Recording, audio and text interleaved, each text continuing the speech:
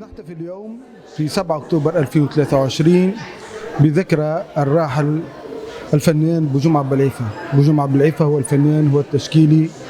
بوجمعة بلعيفة هو الأب، هو الأستاذ الذي رافق طلبته بالمعهد العالي للفنون الجميلة أجيالا وأجيال، أجيال الثمانينات التسعينات 2000 2010 2020 تقريبا، أجيال متعددة عرفت لهذا الفنان روح الدعابة، روح الفنان العاشق للحياة. اليوم اتحاد فنانين التشكيليين وإدارة دار الفنون ممثلة لوزارة الشؤون الثقافية تحتفي في معرض تحت عنوان بوجمعة لينيدي.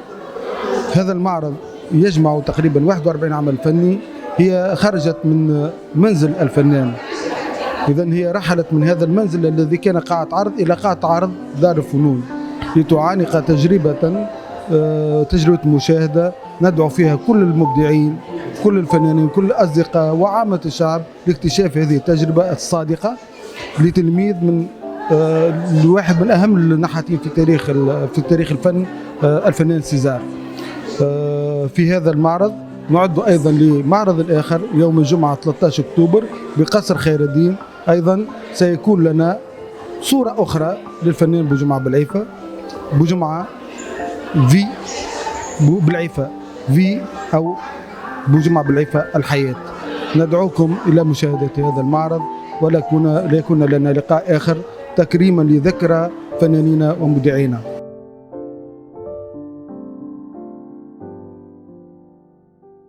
عربية العياري، مديرة المركز الوطني للفن الحي ببلددار دار الفنون.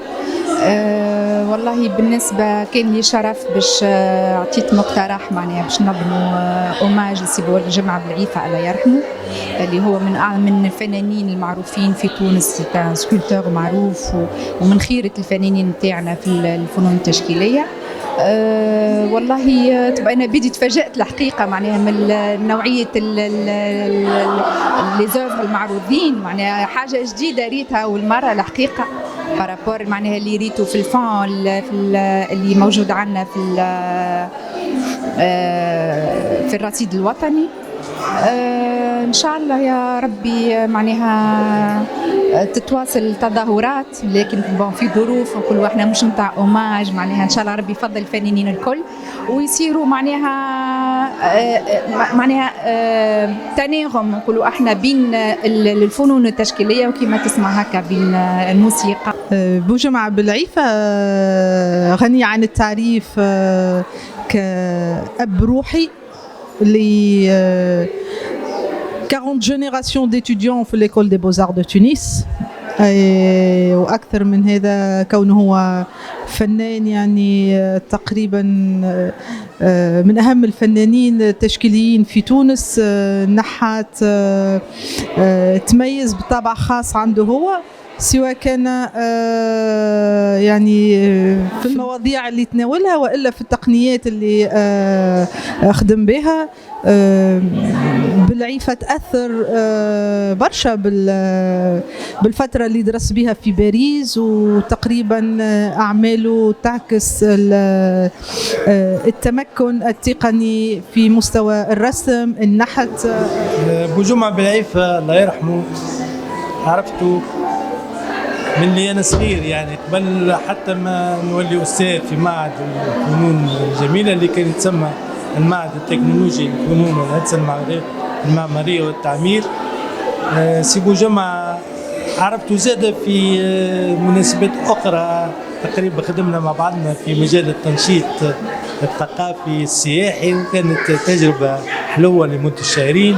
ثم دخل المعهد بعد ما عدى مدة في فرنسا بصدد دراسة النحت، خاصة أستاذه المشهور كان سيزار كان يعمل معاه في الورشة نتاعو.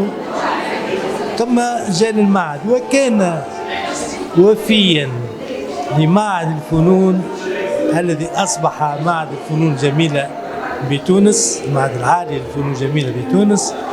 يعني عندما نرى بوجمعة نتذكر المعهد، عندما نشاهد المعهد نتذكر بوجمعة، لأن بوجمعة بالعيفة لم يكن يأتي فقط ليدرس ساعاته الذي كان يجب أن يدرسها، بل كان دائما الحضور حتى خارج الساعات التي يدرس فيها، وبالتالي كان يحب المعهد. هذه خصلة أو صفة من صفاته، كان يحب المعهد حبا جما ويحب التواصل مع الأساتذة ومع الطلبة، ولذلك كانت علاقته بالطلبة خاصة علاقة جيدة ويذكرونه دائما كصديق وكمدرس. وبوجمعة بالعيفة إلى جانب التدريس كان مشاركا أو ربما فاعلا في الحياة الثقافية، كان دائم العرض. وأتذكر أن أول تجربة كانت مع نور الدين الهاني في قاعة التصوير والمنزل السادس، كان ذلك في نهاية الثمانينات بداية التسعينات. ثم قام بعدة أعمال صرحية في مدينة العلوم، في شارع قريب من هنا، في شارع الهادي الشاكر أمام النزل الدبلوماسي. وكان أيضا دائما الحضور في القاعات بأعماله، الأعمال التي اشتهر بها أعمال النحت. وكان أيضا رساما، اشتهر بالتصوير التحليلي كما نقول في المعهد. وأيضا قام بعدة تجارب رسوم زيتية ومختلفة التقنيات. إذن بالعفة فرقنا في عز شبابه، وكان عمره تقريبا 75 سنة، ولكن لم يظهر لنا أنه وصل إلى مرحلة الشيخوخة، بل كان دائما ابتسام، دائما حركة. ولكن لم نكن نترقب في يوم ما أن نسمع بمرضه ثم بوفاته رحمه الله. إن كان أبو جمعة عالما من أعلام الفن التونسي، ما يمتاز به هو الحضور الدائم وحضور المعارض التي يقيمها زملائه وأصدقائه من الفنانين، وأيضا المعارض التي يقيمها هو كان واجب عليه، وربما كان يشعر بوجوب حضوره في المعارض التي يقيمها، وخاصة في هذه الدار، دار الفنون، وأيضا في بعض القاعات الخاصة الأخرى كقاعة كاليستي أتذكر. وأيضا كان أيضا يعرض في قاعة محمد الشريف في سيدي بوسعيد. وبالتالي كان صديقا للجميع، سواء كان أصحاب قاعات أو فنانين أو مدرسين أو طلبة أو عملاء وموظفين في المعهد الذي كان يدرس فيه، ورحمه الله.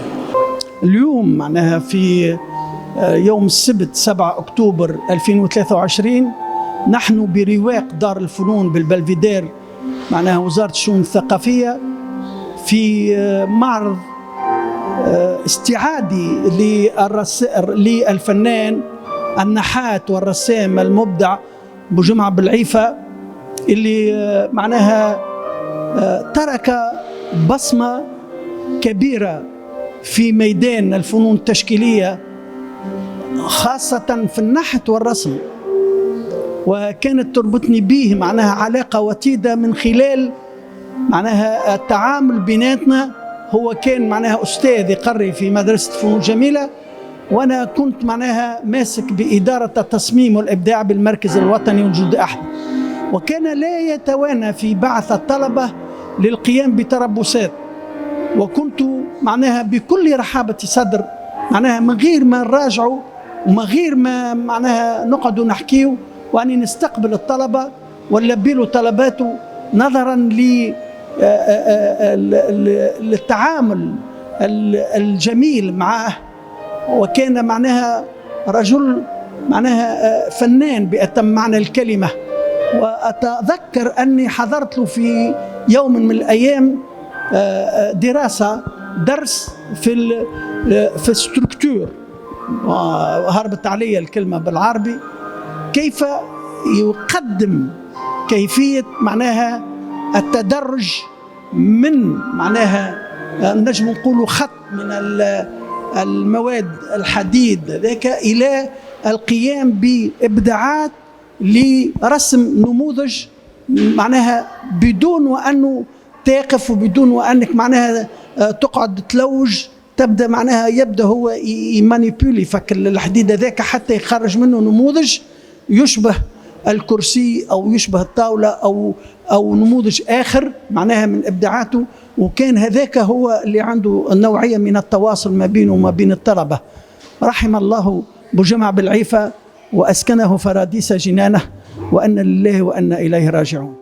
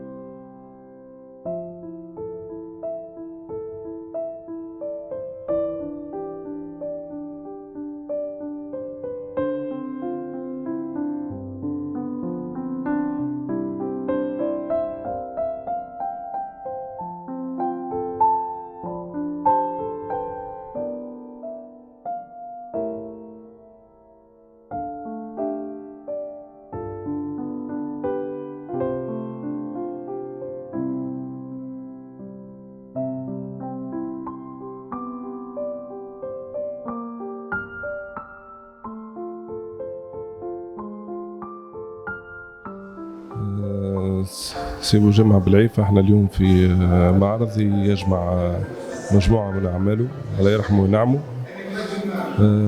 هو أستاذنا الحقيقة. من أهم الأشياء اللي نجم نحكي عليها تو هي لا جينيروزيتي اللي هي كانت بلا حدود على مستوى المعرفة وعلى مستوى الإنساني زادة.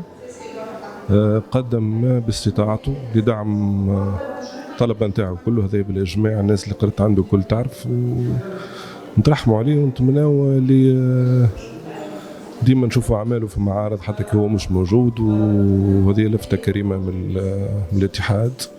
نشكرهم والله يرحمه وينعمه. إن شاء الله نواصلوا نحاولوا نعملوا اللي نجموه واللي نقدروا عليه باش نحافظوا على الميدان وعلى النحت بصفة عامة وعلى الخصوصية اللي كان هو يمتاز بها في الممارسة نتاعو الله يرحمه.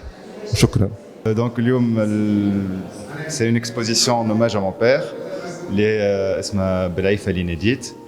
وهوني فما دي زوفر اللي كانوا عندنا احنا في الدار وكلكو زوفر جايو من l'Union و j'espère que vous allez les aimer. هو عملهم في avec معناتها on va dire le plus sincèrement du monde.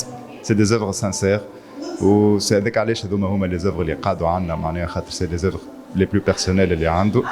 Donc j'espère اللي باش يعجبوكم. J'espère اللي باش تلقاو تشوفوا فيهم و je pense que ça lui ferait plaisir de voir les femmes à une expo معناها اللي هي elle montre ces œuvres là. Voilà. اهلا وسهلا ومرحبا بكم. احنا في معرض الفنان الكبير سي العيفة بوجمعة. الفنان احنا عرفناه معناتها هو متكامل في الفنون التشكيليه الجميله وفي السكولتور معناتها. وعنده اعمال معناتها اللي هي حقيقه تخرج على النطاق اللي يعملوه معناتها برشا فنانين تشكيليين.